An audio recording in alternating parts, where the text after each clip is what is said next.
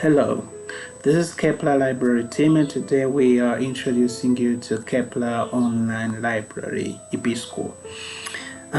This is a new student, Keza. She's joining Kepler, and she meets Carissa, an old student at Kepler. And Keza asks Carissa, how can I use the library at Kepler?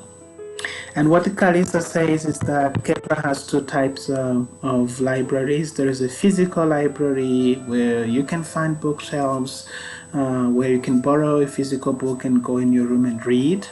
But there's also an important part of the library. There's online library called EBSCO. And then Keza asks Carissa, can you show me how you can read a book online? And here is an example. Here is the library, the books that Carissa has borrowed from Kepler's online library, and there are a number of books. There are those which have expired, means if they borrowed them for 30 days, that is an hour over, but there is a book that has 2 days remaining, so Carissa can read. Yes, and Carissa can read this offline without internet. But then Keza asks, can you also read that book online? Yes, it's possible. How to do that? Here is how to do it. So you go to Google or any other search engine, you type EBSCO host login, EBSCO host login, and then you type enter. So when you type enter, there's a number of results that come in, a number of search results that come in, but you need to check this one with this website, search.ebscohost.com login. And then you click on EBSCO host, and this will take you to the sign-in page. The sign-in page will ask you to add your user ID. So all of us at Kepler and the Kepler community are using this one, Kabete1 in small letters, and the password will be sent to you or has already been sent to you via your email. And then you click sign in.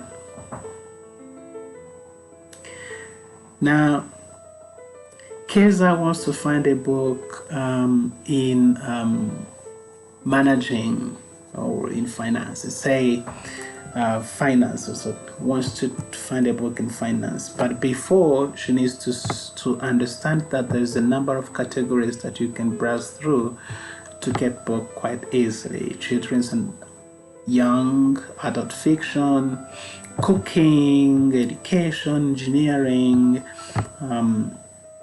business and economics. This is very important. Literature, mathematics, philosophy, all types of books you can find them. Now Keza wants to get a book in finance, say finance management.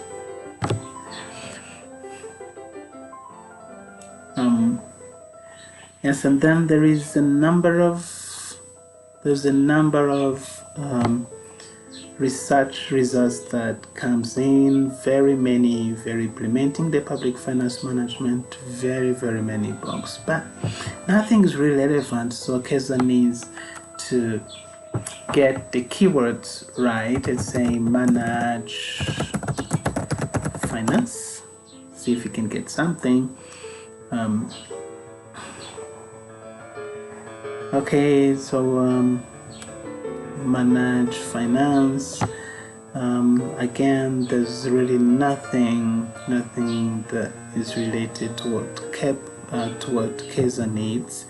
Yeah, I can keep playing around the titles, what she needs, and say finance and accounting.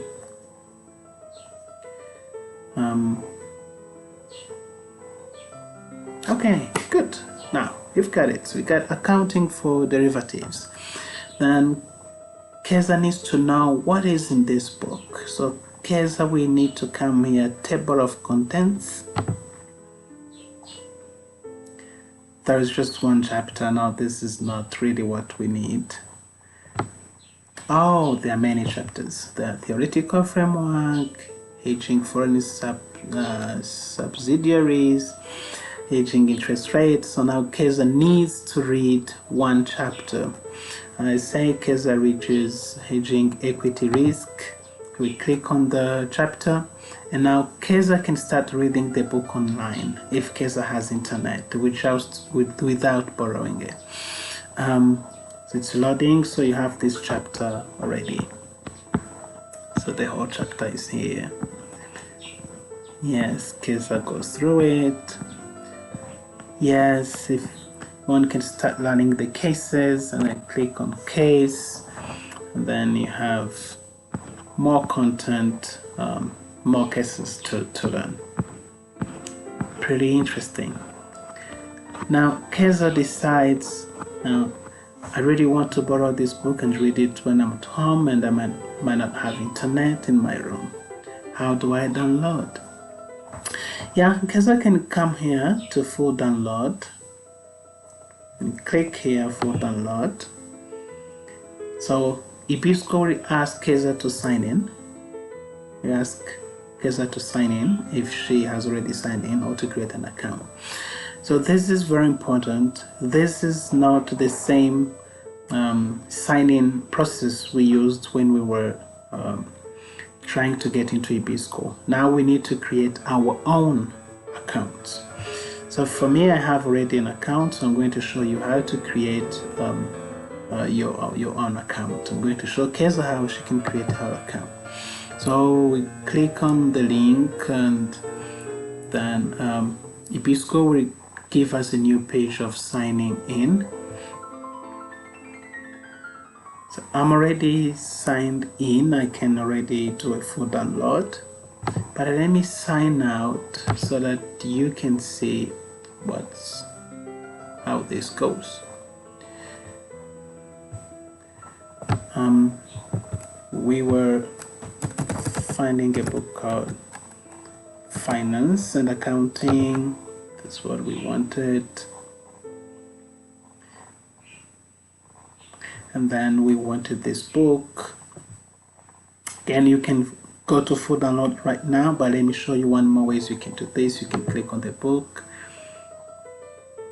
So when you click on the book, again, on the left side, there's a left panel where you can again find the table of content, and you find the other chapters we're browsing through. If you want one, you can just click on one and start reading the book online, but we want it offline. Then we go to full download. We need to sign in or create a new account. Here we go. Yes, so EBSCO is taking us to a new sign-in. So we are now not going to use Kabete. Now we are now going to use our personal emails, our personal account in EBSCO. So we need to create a new account. So you hit on create one now if you don't have an account. When you get here, create it with Google. Okay, you create it with Google. Let's do this. So I have a number of accounts here. Let me use this one from Kepler. But then I will need to click on the consent.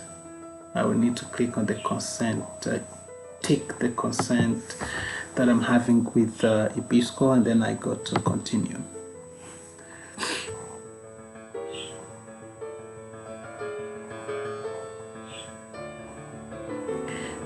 So anytime when I come back, I will have to remember that I'll be signing with Google using the same account that I have used. So now we're here. Now I can go to full download, but there's one more thing I didn't do. One more thing I didn't do is to download the software which is going to help me to read this book as PDF or EPUB as I borrow it. Okay, now I need to download Adobe Digital Edition. What I do is that I will click here, I will right click and then open a new tab to download Adobe Digital Edition.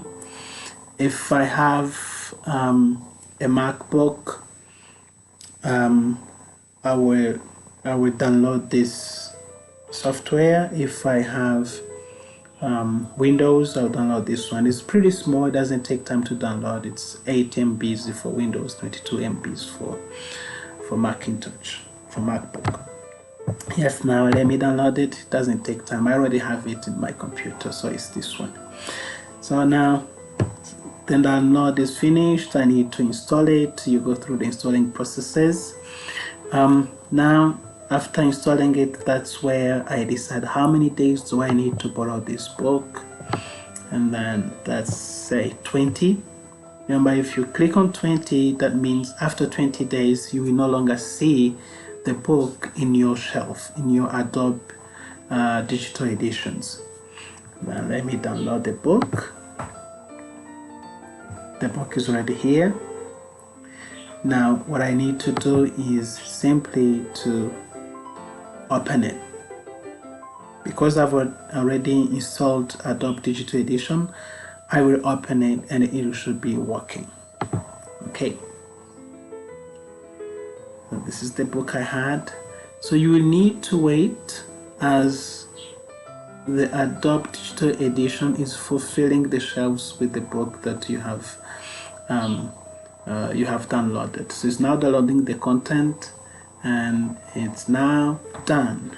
Now I have my book now. I can go through the book as much as I please. So this is the book. Great, you have the content. You have still the content. If this is small for you, you can go through reading, then go to full screen, and then you can zoom in. So now you can read your book at ease. So now that it's done, our two friends now are happy, and Keza is telling Kalisa, thank you very much. This is all I needed to do. So if you have any other questions on how you can access EBSCO and borrow a book from EBSCO, or read a chapter that you're assigned by an instructor, or an activity that is assigned to you by an instructor, please reach out to the Kepler Library team. Thank you very much, and see you next time.